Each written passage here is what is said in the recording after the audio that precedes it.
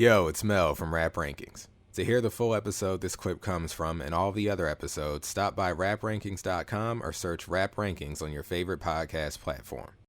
Part of me wants to introduce this guest by repeating the intro of this album, but, you know, I don't know how comfortable he would be with that.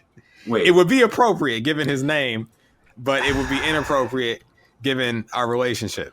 Yeah. So, plus, you've never seen like my royal penis, so like this would not work. There's no way. There's no way I can let you get that off. Apologies. Yeah, it's not gonna work. Today, folks, I'm very pleased to announce our guest here. This is a good friend, one of my best friends. I've known this guy since 2012. He first met me in a moment of not a moment of passion. That's a different. It was. Well, I mean, it was passion. Yeah, no, I was off the Red Bull. I was off like 2 20-ounce Red Bulls, and I was wild. And there's video footage. There's proof of this. But I'm here with King LJ.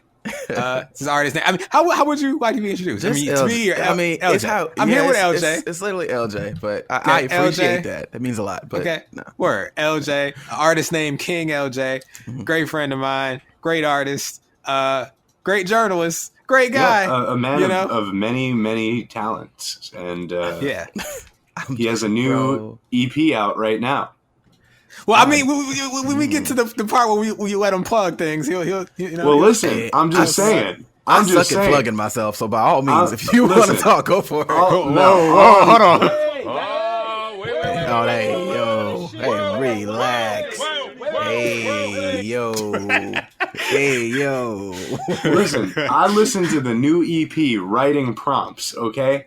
And, you know, we don't typically review albums within the first or projects within the first year of their release.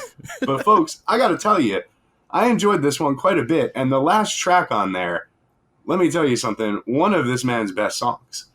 I appreciate that, man. That's crazy. It's going to be even wilder because by the time this comes out, part 2 will probably be out. So, yeah. So, yeah, shout out to that. It's true, folks. You know, I got sources on the inside. Let me know LJ's back. It's Writing Prompts 2 already. You already know. That's called motherfucking boy. Jesus. What's happening? Sorry, it's usually not we get the debut studio album, WP3. Yeah, you know how like artists like they'll do like the mixtape series, and then like they'll like the latest installment they'll make it the album, like, you know, DS2, or like you know French Montana was supposed to put out Mac and Cheese 4 as MC4, but then that got leaked and some stuff happened. And you still check for French Montana? Yeah, I like French. Okay, like on the scale of like your scale, what would it be? Like a 5? Like a 6, as like him as a whole, like as a an 6. artist. I feel like you like him like a 6. French Montana, I would say on average is probably like a 6+ for me. 6+, and the pluses, of course, are just there for aesthetics. As a whole, I'd give him a 7. I like him. You know, okay. I like him. I think some people go a little overboard with their takes. I mean, he makes some good songs, but I think his biggest problem as an artist so far is that I don't think he has that one project I could point someone to and say, like, this is great. MC4 probably being the closest he's come to that thus far, but he's all right. I mean, I like him. See, I think the issue with French, I know this isn't who we're talking about, but I think the issue with him overall is that most people feel like he's a 5 in your guy's scale. It's like there's not a lot to motivate you to say, you know what, I'm up in that new French Montana today, bro. It's like, yeah, you know. You know what's interesting though, LJ? Because I think I'm just trying to trace like how I started listening to him in my head, and think of it like this: I got into Cameron probably in like 01, I would say. Okay. So 01, whenever Diplomatic Immunity Come Home With Me, like that's when I first really got into Cameron. I got you. I'm following. And through Cam, I got into Jewels and Jim Jones. And then through Jim Jones, I got into Max B, Stack Bundles, and through like Bird Gang, Max B, and all that. Like, then through Max B, I got into French Montana. Max B goes to jail. and French kind of, quote, keeps the wave alive. So I get you. You know, there's almost like a trickle down of artists. Like you get the guy at the top that you really like, and then it trickles down to a bunch of other people throughout the years. Makes sense. Imagine my surprise, by the way, when I'm watching Marvel Comics and I see Silver Surfer there, and I'm like, that's not Max B. He's like actually Silver. I was disappointed. I gotta note. You see what happens when I introduce people? We 5 minutes in and we ain't saying nothing about Ludacris. I mean, Luda gonna get it. It's cool, bro. Like, pause, yeah, okay. Pause again. Before y'all play that of clip course, again. we are here. Pause. I guess if necessary. We're here to discuss the penultimate track of the album. This track 17, "Cold Outside." Unless, in case you've forgotten, because wait, this is the penultimate track. Yeah. Well, technically, no. It's the one before the penultimate, because there's a hidden track. Yeah. But on the track list, it's the penultimate track. Fair enough. I'll accept that. This track 17, "Cold Outside." We brought in LJ. So like we usually do, customarily, you're familiar with the scale, but as we were talking about the scale, it makes sense for the new listeners. Let me explain. So, this is how the rating system works real quick. Works on a scale of 1 to 10. Each number means something. This is what they mean. 10 means it's a perfect song to you, one of your favorite songs of all time. 9 means you love it. 8 means you like it a lot. 7 means you like it. 6 means it's alright. You don't dislike it, but you can't say that you like it. 5 means you feel practically nothing about it. 4 means it's not the worst thing you've ever heard, but you dislike it. 3 means you dislike it. 2 means you hate it. And 1 means you absolutely can't stand it. One of the worst things you've ever heard. My favorite 2 ratings on these scales is 5 and 1. I don't even use them a lot, but just 5. I actually use that like in real life now. I'm just like, it's like a 5. And like people are like, well, you know what's interesting? We also have like taken to like applying the scale to like regular like food, and and it works. It usually translates to other things. Like five is arguably worse than a 4. In some ways, it because can feel like that. It's literally just you don't nothing. feel anything. Yeah. Like at least you would have like an active dislike or some sort of emotional response. But yeah. But listen, folks, it can be applied to as many things as you want. If you want to rate movies using the scale, but that's for like movie rankings coming in like 2045. But right now it's rap rankings. We're here for Ludacris, and so yeah, that's the rating system. But I'm not going to let you guys a question. I'm not going to let you guys move on to movies until you rate every rap album ever in existence. So just heads up. That's the plan. Fair. So, I mean, we're going to be at an advanced age when we start that and probably have to hand it over to some young, fresh faces, young whippersnapper. Yeah, young Moulz Mel, if you will. But I have a question for you. All right. So we're doing word of mouth, and this is an album with, I believe, some of Luda's most celebrated records on here. Okay. You were given the opportunity to come on this show and discuss any song in depth with us, and you chose "Cold Outside," and I thought that was interesting. Mm-hmm. I always think it's interesting when a guest chooses to do a song that's not one of the singles or one of the bigger records from that album. So I want to know what inspired you to choose "Cold Outside." That's a good question. So I guess for this to make sense, I got to go back and tell you a little bit of a story. It takes about a minute or so for me to recap it. But okay. I started getting really into hip hop. It was a bootlegger that was on Martin Luther King Highway in Tuskegee, Alabama when I was like 10, 11, right? And he basically sold $5 CDs. The first bootleg hip hop CD I ever bought was Clips, Lord Willing. The second one was Ludacris Word of Mouth. Got them same time, right? So I remember sneaking to listen to this album. There's also a really funny story about when my dad found this album and made me play it out loud. And the first line was, "The royal penis is clean, your highness. Thank you, king shit." Yeah, motherfucker. And my dad's just looking at me the entire time like he wants to disown me or kill me. So, this is all simultaneously. I'm thinking I'm going to die, and I wish he would just go ahead. It got to a point after he got like halfway through the first track where I'm just like, okay, just kill me now. I don't want the suspense anymore. I just go ahead, just finish it. All right, I'm done. You got me. All right. But and then he takes the CD out, snaps it in half, and then goes to the next CD. So before that, though, I remember listening to the album. I remember being a pretty solid Ludacris fan. Like I was a fan of like Southern Hospitality and a few other joints on the first project. But it wasn't a lot of songs. I think I was with my sister and I heard Freaky Things with Twista and Jagged Edge first. And I was like, oh, he's rapping really fast. I like that. And I remember hearing Saturday and then hearing like Move. And I was like, okay, let me go find the album. So I remember listening to this album, being just overwhelmed because I'm like, why the hell is it 18 tracks? That's a whole nother thing. But at the time, that was a Luda thing. He would put a bunch of tracks on there and just be like, yeah, just turn whatever one you want to go. Like, that's kind of how he did things. That philosophy kind of changed for him a little bit later. But going down, I remember after getting to one of my favorite songs, I was young. I didn't know what they were talking about on Freaky Things. I just knew they was rapping fast. I remember the tone changing completely for Cold Outside. Yep. And it caught me. As a kid, not even being able to relate to anything that he was talking to at the time, for the most part.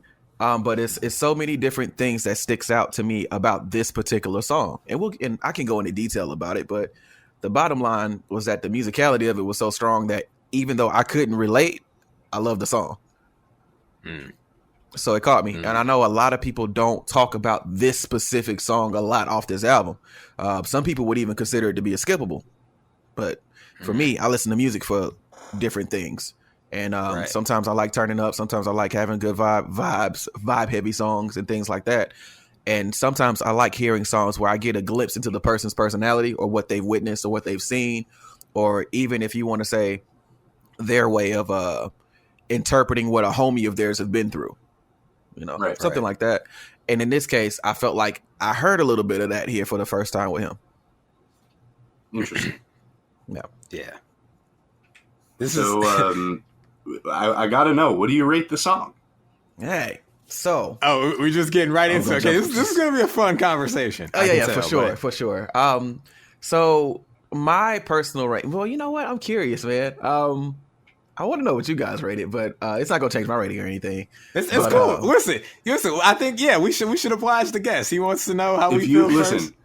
You are our guest here, and if you would like to know our ratings first, we'd be more than happy to disclose them.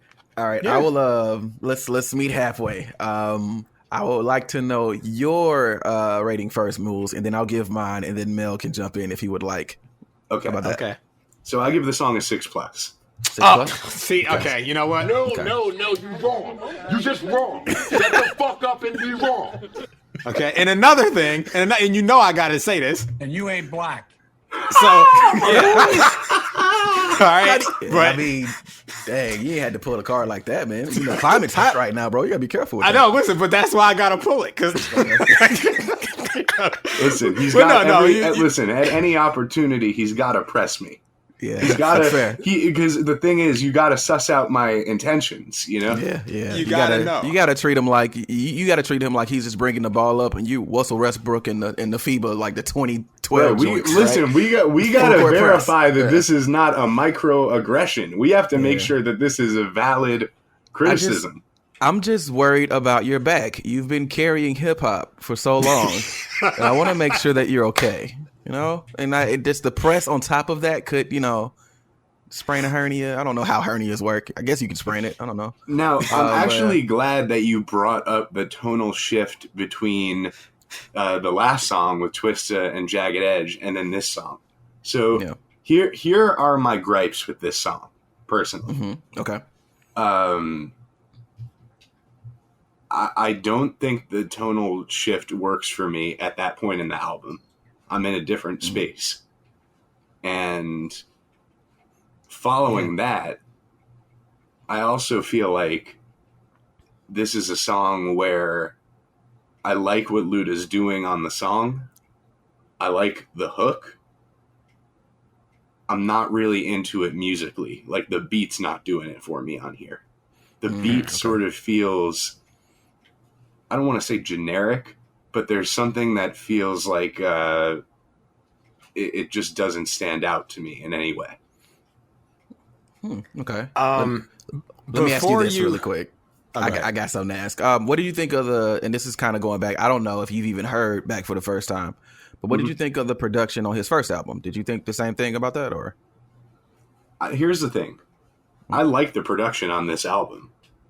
A lot of this album, I feel like the production is excellent. The previous album I have heard, and I like the production on there too. In fact, I think I like his first 4 albums in general. Yeah.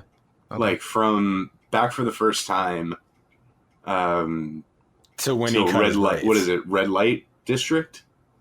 Yeah. Well, that was the one right before he. Yeah, I think it's Back for the First Time, Southern Hospitality, Word of Mouth. It's back for the worst. Chicken first and time. Beer. When did Chicken and Beer come out? Yeah. You missed one. You actually threw in something extra. It was Incognito, aka Back for the First Time. Right. There's Word of Mouth was his second album. Chicken and Beer was third. Red Light District, I believe, was fourth, and then Release Therapy came in when he cut his hair. And that was where the mojo went away, I thought. Okay, that's fair. Now, I'll say this, and this isn't, Runaway Love didn't save anyone's lives, by the way. Oh, my God. Folks opened their eyes and was still getting... Never mind. That's cool. All right, what was it? I did check back in with him on the Theater of the Mind album, which I like quite a bit. I felt like that was a nice return to form for him. So, I'm cool with Luda. And as far as this song goes, I especially like what he's doing on the verses, kind of like the cadence that he has. And it feels like a song, it feels like a song from just how the verses are structured to the chorus, his vocals, as well as the background singer as well. And I'm just not, it just doesn't click for me musically. And I do have to mention one thing that I have in my notes. How cold does it really get in Atlanta? Semantics. Because here's the thing.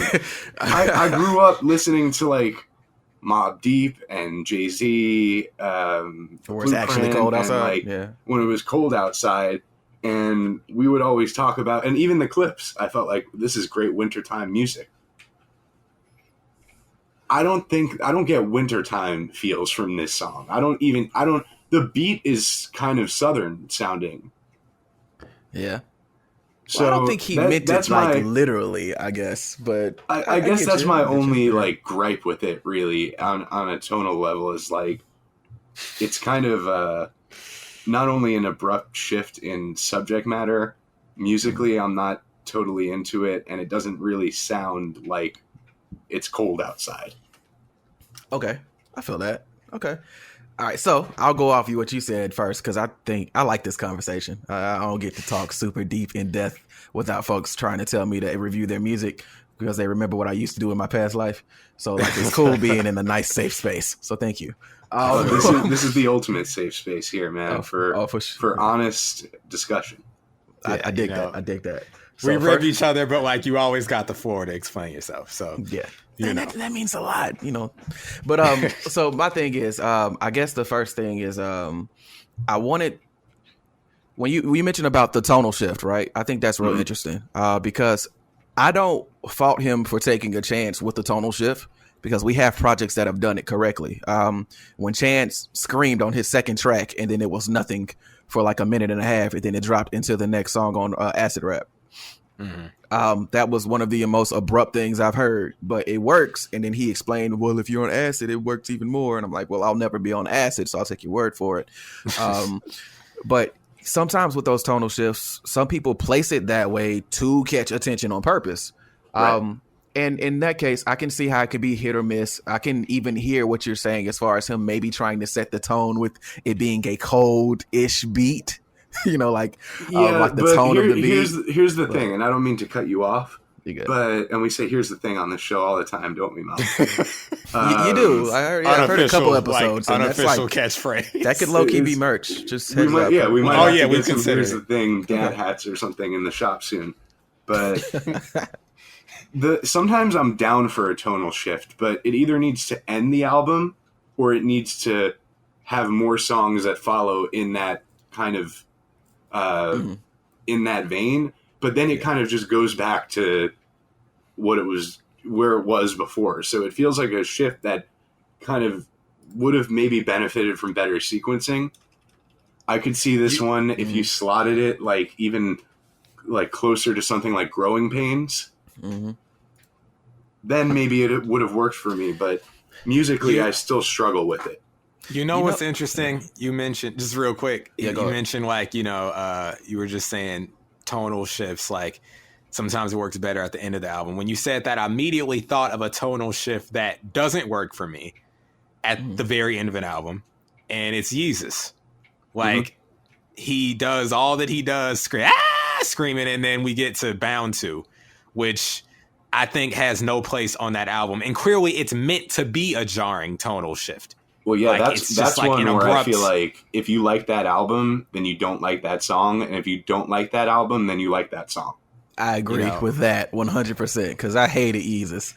But that song came on. I'm like, oh, God, thank some normalcy. I love it here.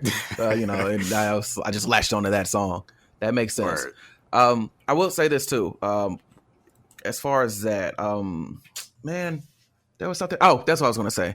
I've always felt like, to me, in my head, and I know this isn't official, but because of how the last track is structured with Block Lockdown and then also like the hidden track, I know y'all going to get into that later, but I always felt like Cold Outside was the end of the album to me. And I always felt like Block Lockdown was the bonus tracks, like just as far as like how I interpret the flows of albums. But again, that's not official. So since that's you know not what's official, interesting? We just came off doing the Chronic, and I feel that way about the Roach going into Bitches Ain't Shit.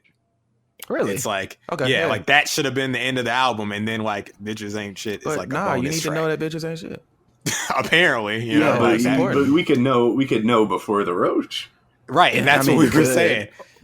And I think that's what you're saying about Luda, like where this feels like the proper outro, because it's so different. I just think that if it like, first of all, before we're not going to get too super deep into it because we still have to review the records themselves, but I don't know why Welcome to Atlanta is basically hidden on this album. I mean, had a music video, it was a pretty big song. It was Jermaine Dupri's song. Right. So you gotta finagle it somehow. Yeah. But I would have preferred even if you're gonna add that to the end of the song, if this would have closed the album, I might feel differently about it. I feel that. Well, I do have to ask, before we actually get into like the meat, or as they would say in English class, of the song, what actually is your rating, LJ? So my rating on this one, and I have a lot of different things that kind of also it might even seems like it contradicts a little bit, but I promise it makes sense. But for me on this one, because of the impact of it, and I also had to re-listen to it to make sure that the nostalgia wasn't carrying the song. And we're all about that on this show. And so I replayed it like 20 minutes ago, and I still remember the verses, and I'm just like, nah, it's a 9. It's a 9. Oh, I love it, bro. Like it's okay. What a sound clip! Wow. But yeah, I love it. You were the first guest in season 1 history, and only the second guest in Rap Rankings history to not give a song a 10. Yeah. Really? Well, yes. I will you be fair. And Styles actually are the only people to not do the 10. Well, yeah, actually, no, there's let me see. You gave it a 9. Didn't Al Shipley give Pinky Ring a 9? No, he gave it a 10. He did? Yeah. I gave it a 9. Oh, okay. Yeah. And to be fair, I did debate with the 10 for a minute, but it's Cold Outside isn't a song that I return to a lot. It was one of those encapsulated moments for me, and like at the time, if I'm listening to the album, it's gonna rock. But so a 9, you love the song. It's one of your favorite Luda songs, but you wouldn't put it in your all-time favorite songs list. Right. Word. That's why I got with it. And for wow, no, I don't like rim shots. Nah, and it's a lot of different reasons as to why. I don't think Ludacris can sing per se, but he does ghetto harmonize. I think that's the thing that you can Ghetto say. harmonize is a great way right to describe. Like when he was on the feature for Oath with Sierra, he said the ghetto harmonizing. I was like, oh, that's what you're doing because you're not singing. That makes sense, and so it stuck. Like him and Ja Rule do that a lot. Well, they ghetto harmonize, but don't really sing without you. Well, holla, holla, whatever. Yeah. Right? But there's other things that redeem the song for me. Like even I like the production, but again, I like that type of production because maybe this could be where we live can maybe slant the bias here. I absolutely 100% agree with that because growing up in the South, this obviously is going to resonate with you more while I'm at the same time probably listening to Mobb Deep. Right. Hey, quick question. You guys think Luda paid Bangladesh for his beats on his album? I feel like Luda would be on the up and up business wise. This ain't the Carter 3. This is word of mouth. Okay. I'm just curious. I just asked a question. Just throwing that out there to see what happened, Yeah, I feel like he would have paid. Yeah. So you, Mel. Me? Where you at with it? Well... But hold up, let a real nigga talk for a minute. Okay. Oh my god. So no, but seriously. Here's what's gonna be funny. I gave Moulz all his grief and sound bites and called him, basically anti-black. When the funny thing is, I give it a 7-, which is close to a 6+, super close, but not a 6. It's close 7. in spirit. I like it. It's close in spirit. Right. But I do like it. It's a 7- for me, and so I'll start where kind of we were already talking with like the tonal shift. So I feel like when it comes to tonal shifts on albums or changes of mood and, when it comes to how you sequence things and where you want an album to go, as far as the journey, like the roller coaster of the whole thing, I feel like you can make a few different decisions. You could do the abrupt thing for effect. Like I feel like Bound 2, it's like, the point is to call attention to how different this sounds in comparison to everything else. I think you could do it to where, it's more of a, all right, this part of the album's over. Now we're going to start this part of the album. And there's really no other way to start it than to just start it. And then I think there are like accidental tonal shifts, which I think happens here where it wasn't really a deliberate decision to shift the tone. It's just like, it kind of feels like this is the only place perhaps he felt like this song could go on the album, or like it's just where it ended up. But it still registered as a tonal shift for me for a few reasons. So up until this point of the album, I'm thinking, okay, what have we gotten from Ludacris? We got some up-tempo records. We got the usual great, charismatic, colorful, animated, personality-filled delivery and writing that, I appreciate from Ludacris. I would say prior to this point on the album, the only song matching Cold Outside or coming close to it in terms of tone is Growing Pains. Right. I would say, for me, Cold Outside is the most serious song on the album next to Growing Pains. With Growing Pains in second place. But you know what's crazy, Mel? I gave Growing Pains a 10. The second 10 in... Well, see, here's what's interesting, 10s? folks. I didn't know that, Mel. The Moulz. I didn't know you gave out 10s. Like on purpose? This is actually only this is the second 10 in the show. This is the second 10. And funny enough, all that talk about where, we grew up in regional differences, the only 2 10s I've ever given out is UGK and Ludacris so far. Wow. I gotta say, the South got something to say. They got something to say. They got something to say. The South gon' hold it down. Southside. The South gon' hold it down. That's a classic right there. That might be a 10. They don't even know. That is easily a 10. And I'll say you're wrong if you disagree. Don't say anything, Moulz. This is for us. And you ain't black. but here's the thing, Moulz, because so the guests listening, we usually record these guest spots before the whole review. So this is news to me that you gave Growing Pains a 10. Yeah, so wow, here's the appropriate gunshot whenever there's a 10. But well, here's what's interesting for me is that when it comes to this, in terms of like this and Growing Pains, like I feel like there's still room for playfulness in growing because it's about like adolescence and growing up. Right. And there's an like anecdotal sort of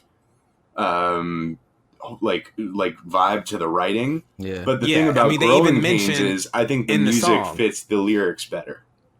Okay. Yeah. Well, And here's that's the thing. my I issue think the with this music. song is that I don't think the music suits the lyrics personally. Now, here's the thing. I'm going to get into this because I actually like the music here. I like the production here. But I feel like with Growing Pains, you even have parts in the song where it's like, they mention like all the things that were still going on around them, but they didn't notice because they were kids. Right. It's And like, and even the way they mentioned stuff in that song, like he would talk about, we grew up with Transformers, G.I. Joes, and Thundercats, and like all this stuff, like kind of right. encapsulating the moment. You know what I mean? Yeah. So yeah, I get what you're saying. I don't 100% agree with the music thing because I do think it fits, but again, I think with this, and again, this may come into the bias a little bit, but I think it's interesting because you have a little bit more from like how you grew up listening to music, a little bit more of an ear for tonal things like that, and like the tone of a instrumentation fitting the lyrics and things of that nature, and that's something that comes later for me. So I think that's interesting. Yeah, well, so speaking of the music, so it comes on, and the thing that grabs me instantly, I think the most defining aspect of the beat to me are these hi-hats. These hats, they're like, they sound like horses galloping or like clomping, like, and it's pretty much throughout the entirety of the beat. And that's, so there's already sort of this like driving energy, and I can tell it's a little darker. We have like this bell noise. It's like what sounds like this quiet guitar. There's this like pad going on in the back. And, he comes in ghetto harmonizing.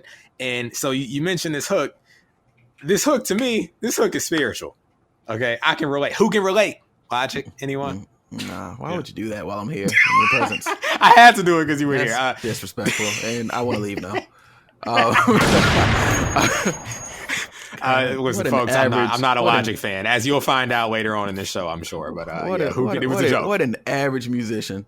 Never heard of That's for another show. We'll have you back on for that. We have to. Maybe you should. I have no opinion.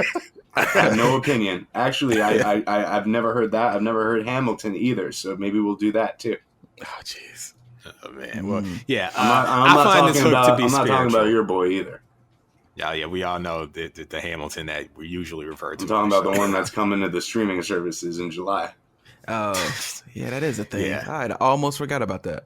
No. Yeah, but this hook. So I would say I have to, of course, I would prefer to acknowledge this. The deep voice, like sort of hook, can come off like maybe exaggerated and goofy, I would think, to some people, but it works for me.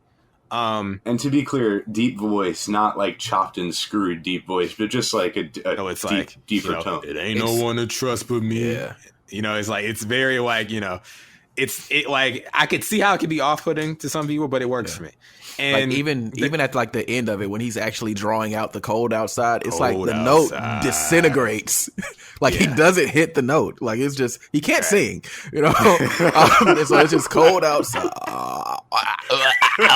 And then you have this saint come from nowhere, and she's like cold outside, and it's like, all right, okay, cool, we'll let it rock. right. So, yeah. Or so I think he definitely met her halfway there with the hook. Oh yeah, So yeah. for sure. we get from there like this beat. I think the beat works. I think there's a proper darkness to it, matching what's being discussed.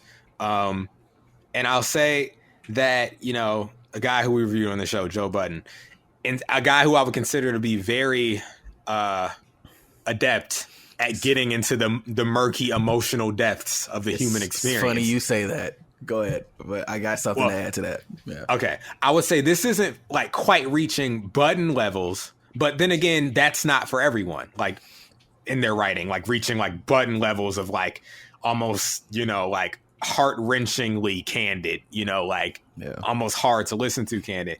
I would say what's said here content-wise works for this song, and I think it proves that Luda can go here. Like I can understand up until this point in the album, you might think it's like, oh, he's a guy who makes party songs or he makes like turned up, violent fight crunk songs. But this is a pretty serious song, and I think he pulls it off. Yeah. And what's talking crazy, what's interesting about that? Luda's done that before, but the thing is about it is that song didn't make it on the re-release. Like it was on Incognito. He had a joint that ended the playlist called Rockin' the Hard Place. And he's went there with content wise talking about stuff like that. And for whatever reason on the re-release, it wasn't there. I don't know why, but it wasn't. So Well, yeah, you know, like that's interesting because like I feel like hearing this was a new side of other than like Runaway Love, you know, like open this your was eyes. Like open your eyes. Like, no, I'm sorry, my bad. It's just Get the fuck out of here, you motherfucker! But it's trash. You're right. Well, you know what's funny? I'm gonna just spoil this though for folks. I know I'm making fun of the song, but the song might be a 7 to me because Runaway Love's a 7 for you. I enjoy it. Disagree. I enjoy it, even though This it's is ridiculous. irony poisoned Mel checking. No, it's not. It's not even irony. I like it musically, and although I don't think it's helpful in terms of what it's probably trying to be helpful with, I think the story's told well enough. I like the chorus. I like the music. Yo, LJ, this is the guy that gave Drunken Hot Girls. He gave Drunken Hot Girls a 7. Okay, his credibility's been shot. Whoa, what? Drunken Hot Girls on Graduation? You gave a 7? Here we go. Yeah, I did. Yep. And tell him your takeaway on Dark Lane demo tapes. First listen. Why were you turning this into? No, let's talk about it. No, we're here. No, let's I'm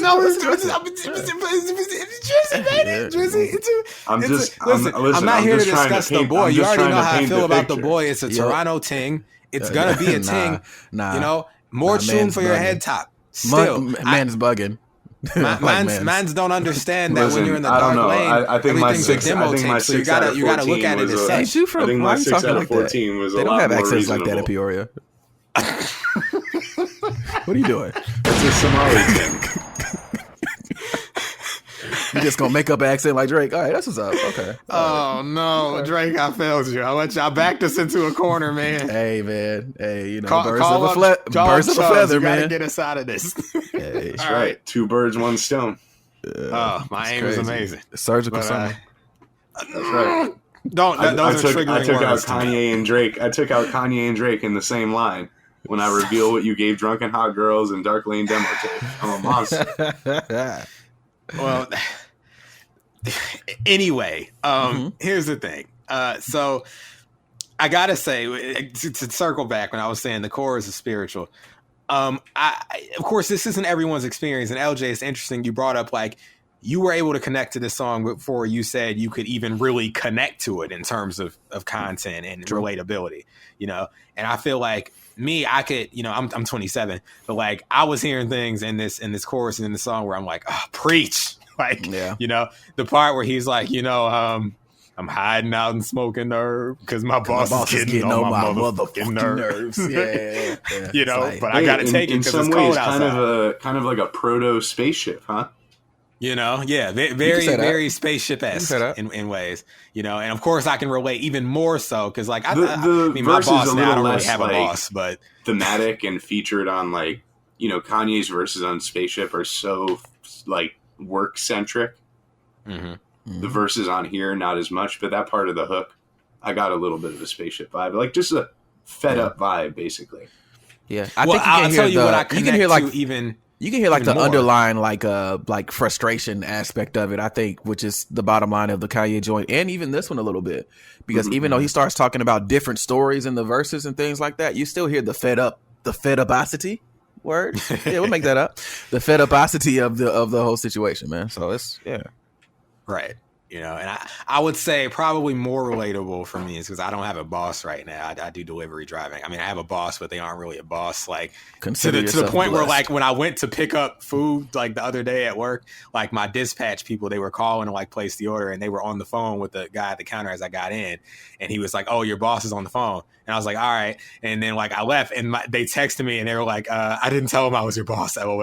And I'm like, you good. Like, I know the climate is hot right now, but like, you know, he was just like, "You good?" Like they went out of their way to be like, to like assure me it's not like a boss employee relationship. And I was like, "It's cool. We good." You know, you're just assuming, nice, you know, but I'll tell you, my bosses go out of their way to ensure it's a boss employee. Yeah, they can. Anyway, whatever. Those kinds of bosses are probably what Ludacris is referring to.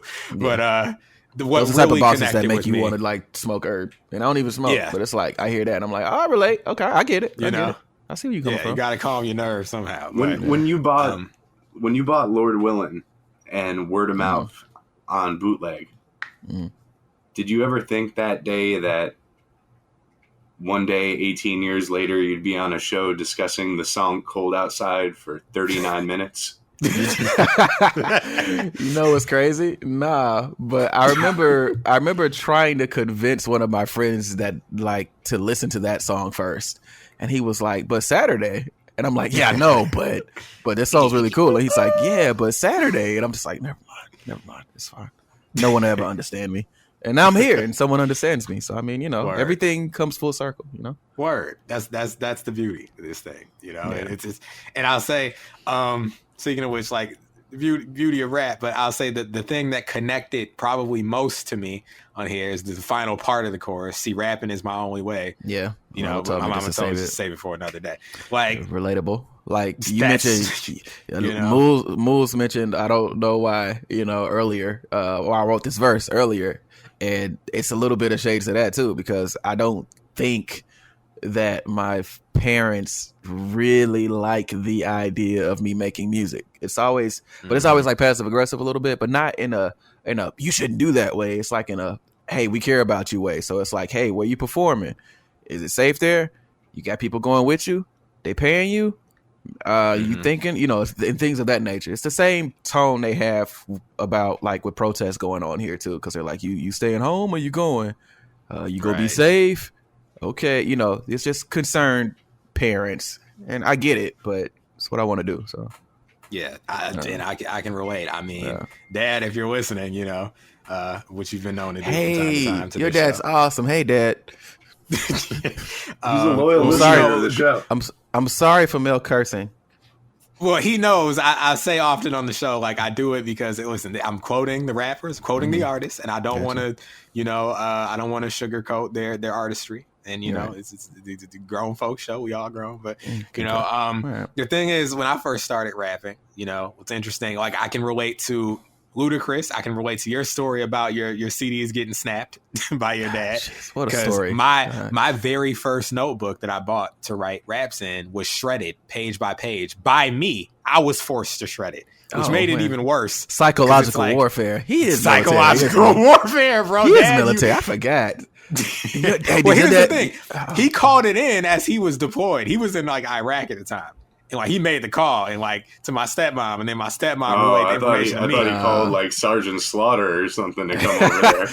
Yeah, no, it was man. Imagine I was you hurt. sitting there writing early Lil Wayne / Kendrick Lamar C4-esque lyrics in your notepad, and then all of a sudden getting a knock on the door and it's Sergeant Slaughter. It's like, give me the notepad. And he just looks over. It's like, nah, you go to shred. Probably wouldn't have continued rapping if that happened. Yeah, that could have scared you off. Traumatized for real, into a but podcast. I can really, maybe you would, and then you'd have a hell of a story to tell in a rap.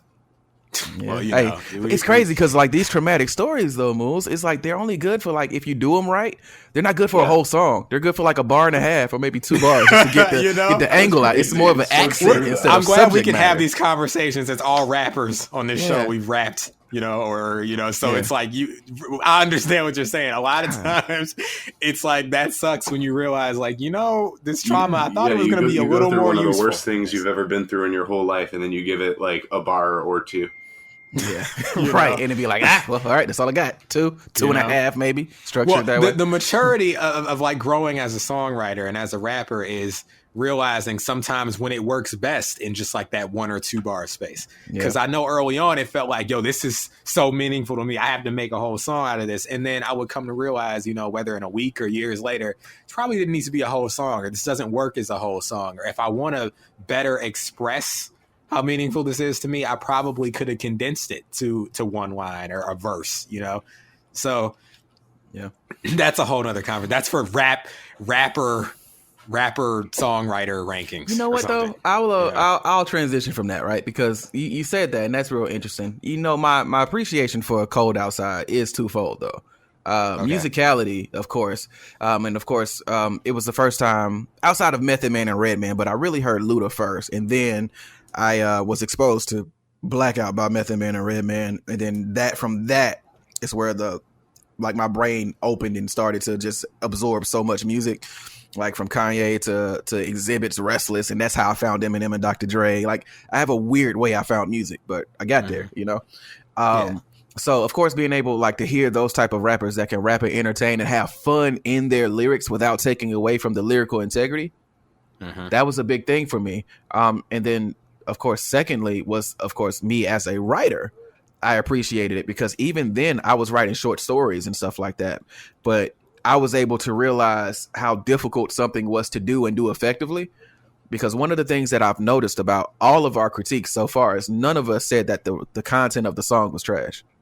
Yeah. Right. And so him being able to do that while maintaining that same pattern rhyme scheme just to keep everybody in and keep people engrossed. So that familiarity comes in. So by the time the third verse starts, you know how he's going to rap, but you're just curious as to how he's going to fill in the details and how he's going to take us. And there. that's the real songwriting element of it. Is that every verse has a structure to it. And it's not him just going out saying random things. It all fits within the scheme of the music. Yeah. And that takes a lot of skill to do. So it's I'm so glad that you said this, LJ, that there was a time where I felt like you can have a sense of humor in your raps. Redman is a great example. Luda. Red and Meth together are like Busta. top tier for me, bro. Busta, yeah. Missy. I mean, if you consider Missy a rapper or more so an artist, it depends on how you look at it. I mean, she's both. She's a musician. But me too. But that's like something. Ghostface, even Lil Wayne, Gucci Mane, even Joe Budden a little bit. Yeah, like to be a rapper and to have a sense of humor, but to not be Lil Dicky, to not be a comedy rapper, basically is Lonely Island. Shot. Like I'm sorry, I know some of his fans listen to the show. But I'm sorry, I just got to speak my truth. I feel it. Speak your truth, man. Like, I like LD, but I understand the sentiment and the criticism. So I'm like, yeah. But the thing is, whether you like him or not, I can't even say that's criticism. It's just like, that's like saying, I don't make parody songs like Weird Al. That's no knock on Weird Al. He makes parody songs. But, to me, that kind of music has limited utility because it falls more in the genre of like arts and entertainment and comedy to me than it does music. Like I consume it differently and separately.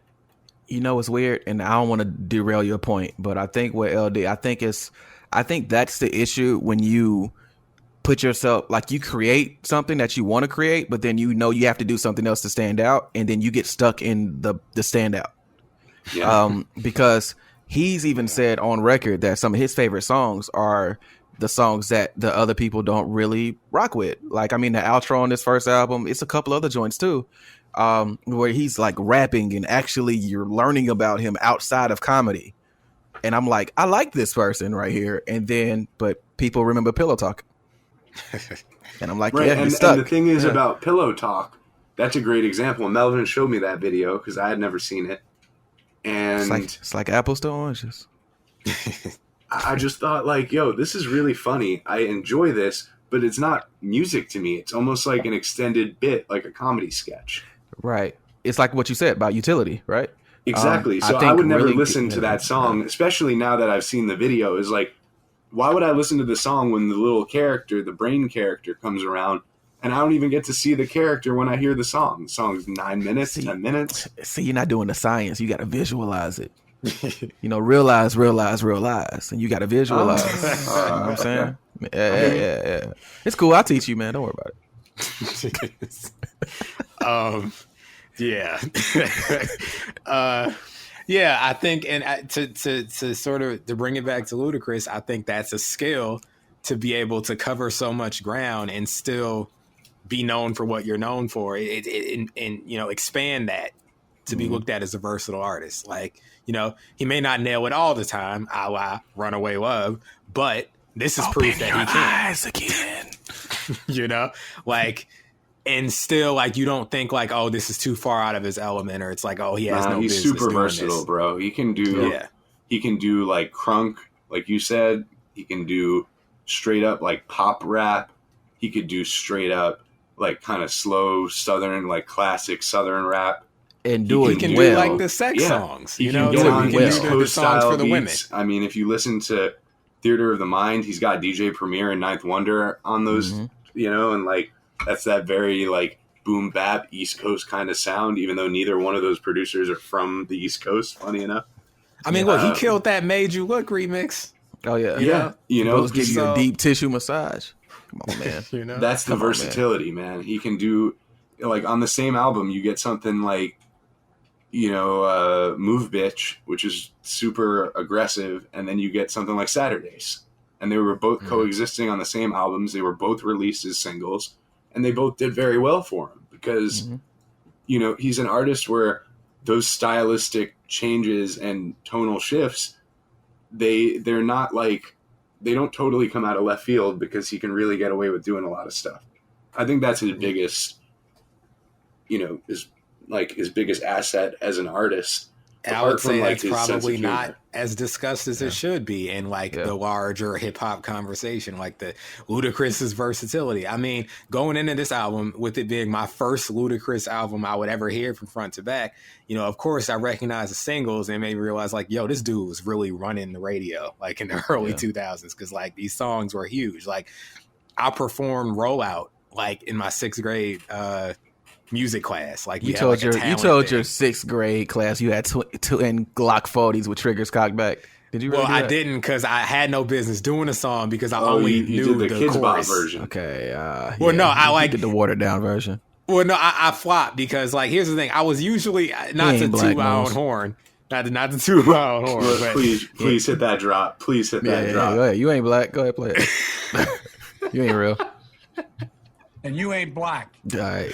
Go ahead with your point, sir. I was not to toot my own horn, but I would say I was something to see every Friday when we do those things. Usually I would nail it. Something to see. You know, I was one of the highlights of the Fridays. Working you know, the it's local like, yo, circuit, huh? What's Mel? Yeah, you know, they're like, what's Mel going to perform this Friday? You know, they knew me as the Michael Jackson kid. I did the Michael Jackson dances. One week I did Y'all Gonna Make Me Lose My Mind, the DMX song. I think I did good on that one. I think that's like white people's favorite DMX song.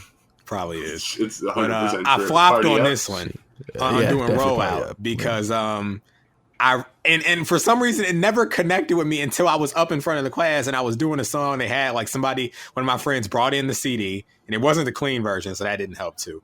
But as I was doing it, I was like, yo, I don't actually know these verses. I just know, like, you talk about structure. Luda's a great songwriter as far as structure. I knew like the patterns of the verse. It's like, you know, every verse, it's like, you know, what in the world is in that? You know, like I knew like that those moments were coming, but I'm like, I don't actually, all I knew was the hooks, the different like cues in the verses in the part where get he's up out like, of my face. You couldn't relate, shake. I was just up there like trying to like shimmy and like, like, you know, like looking real awkward. Let me find out. And like, they're like, yo, what are you doing?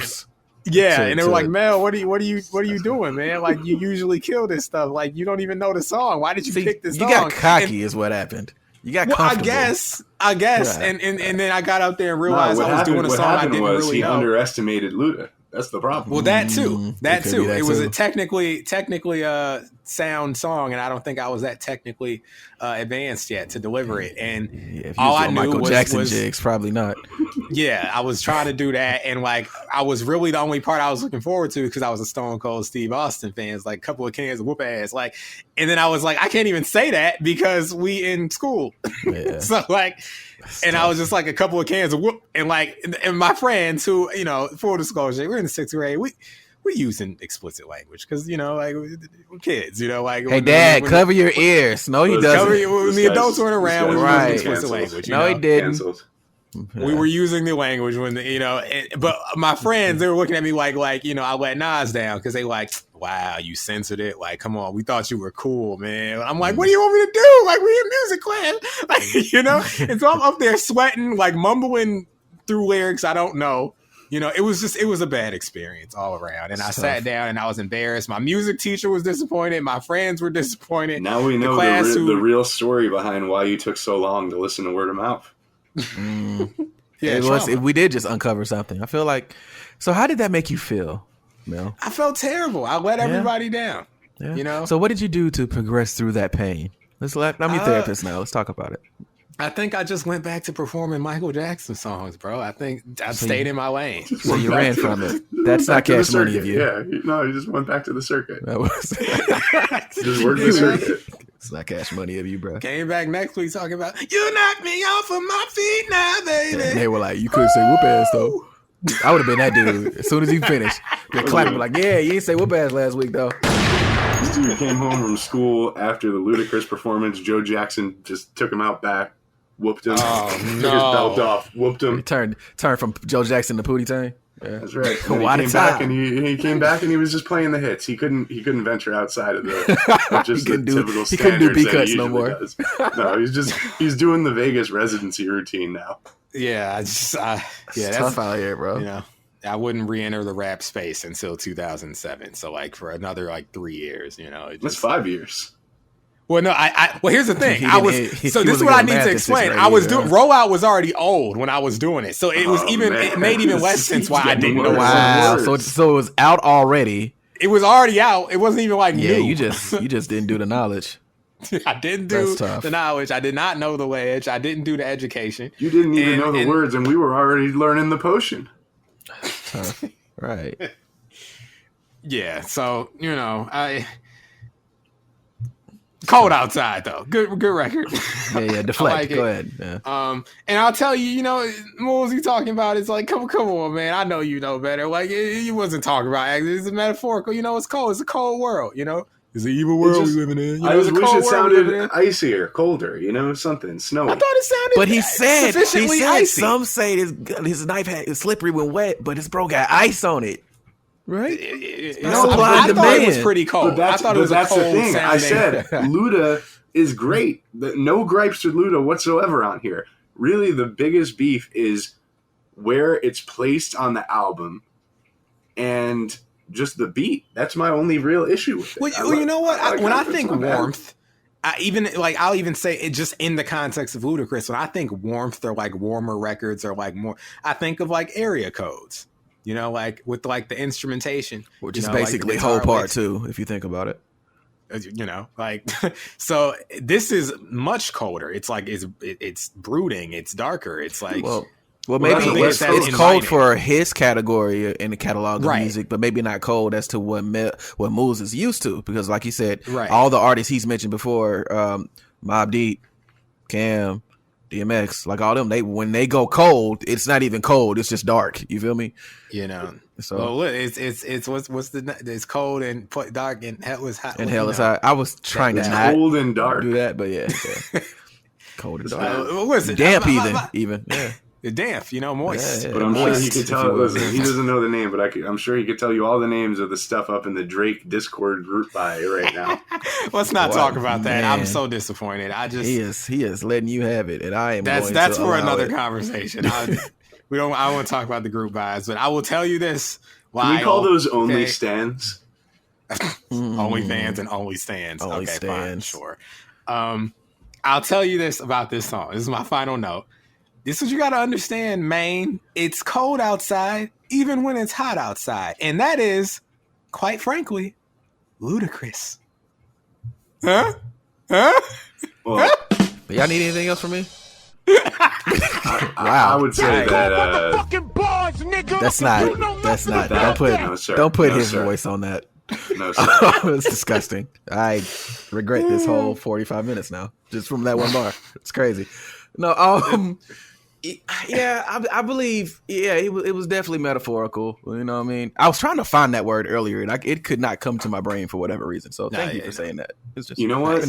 When I do my 6+ symposium that I'm going to debut on the final episode of the season, I'll throw this in there. I like the idea of trying to listen to the song from the perspective of even when it's hot outside, it's cold outside.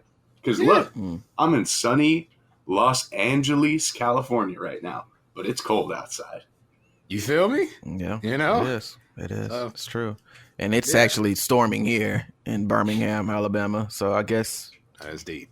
It might actually still be hot outside because the weather's bipolar here. So, whatever. I feel you. Yeah. It rains when like the sun is out here. So, what's crazy? You mentioned Button earlier too. I think this was the first long song that I liked that got me into like listening to other songs that were lengthy, if that makes sense. Oh, you know what? It's so funny that you mentioned that.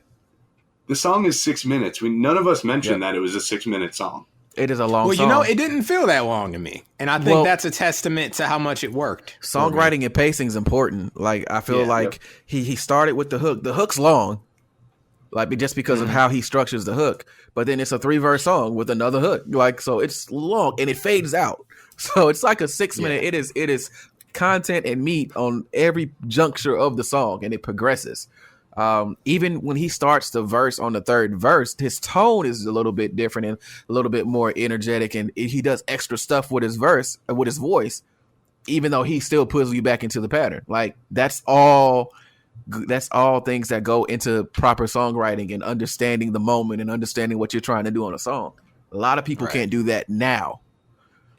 One of the biggest critiques for a lot of new music now that comes out, even if we like it or dislike it, is that a lot of time the pacing and the tone of it, you can't distinguish it. Some songs feel like they roll into each other and things like that. And if that's the intention of the artist, then cool. But most of the time it's not. And they're trying to make different songs, but they all sound the same cadence, same kicks, same flows. I'm sure some artist has come to every listener's mind. And yeah, we're talking about them.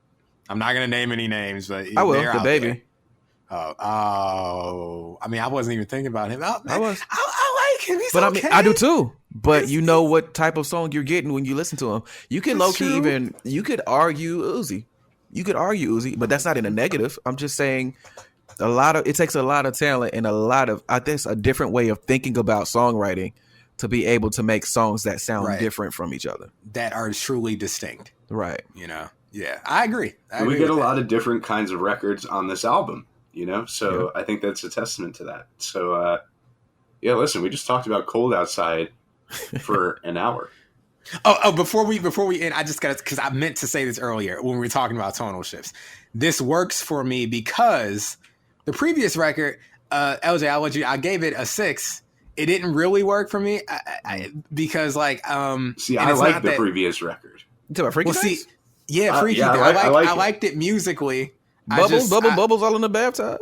No, I did. Can you relate? This was a welcome shift for me. Mel's, if you've heard our Twista Kamikaze, was it Kamikaze? Is that what we did? Yeah. Oh no, Adrenaline Rush. Adrenaline Rush. Yeah. If we when we can did I say to make you see how Adrenaline it feel Rush, to make you want to jump over that? Like, see, no, Rush. And Mel is a certified Twista hater.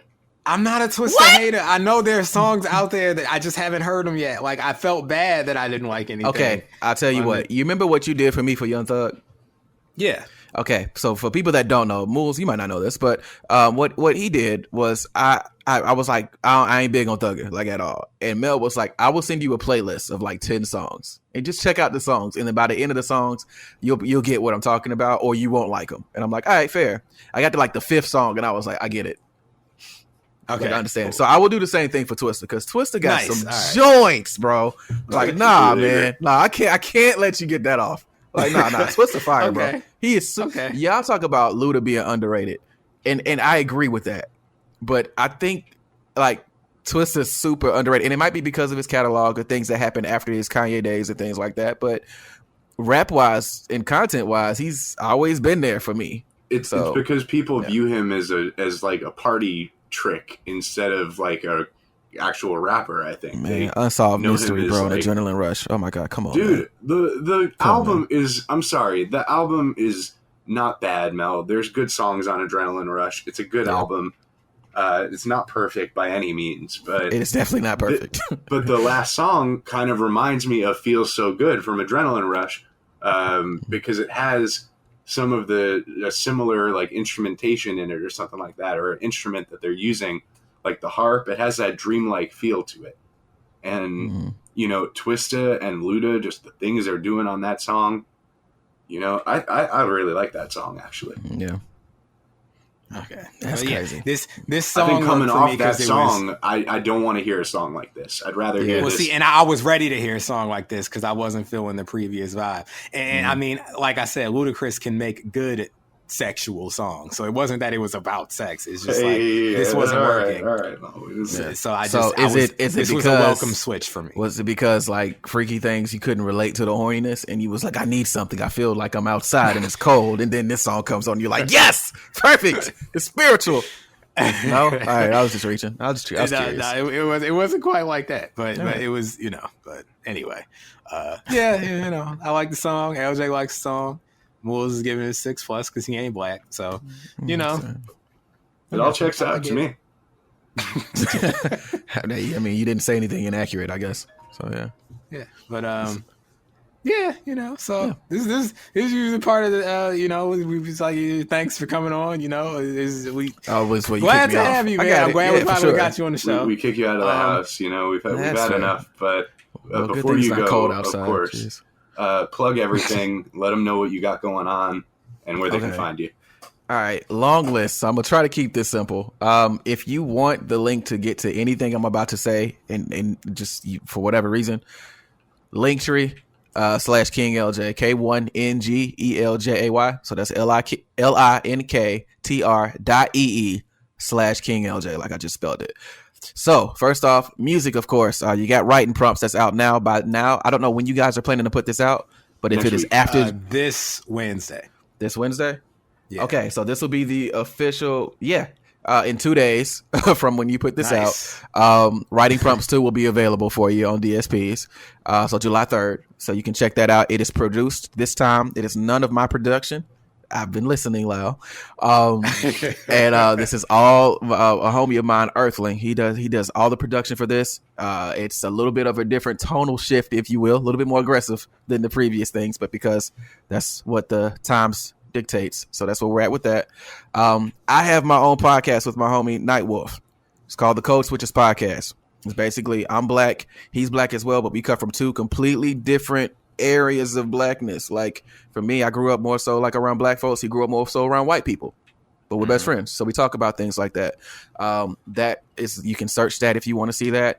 And that's mainly everything, bro. That's why I want to focus people at. What about the Twitch? Oh yeah, and I play video games, so that's the thing. Of course, on that link tree you'll have it, but twitch.tv/King LJ KINGELJAY. We stream about 2 to 3 times a week, usually for a couple of hours. So if you're able to get in there for sure and show some love, that's cool too, man. So guys, if you like games and you have Amazon Prime, you can get a free Twitch Prime subscription each month for sure, and you get like hella emotes for doing that. And throw the free Prime Twitch subscription his way. This is an order from the general of rap rankings. Talk to him. Not only is hip hop on the back, but gaming too. Gaming.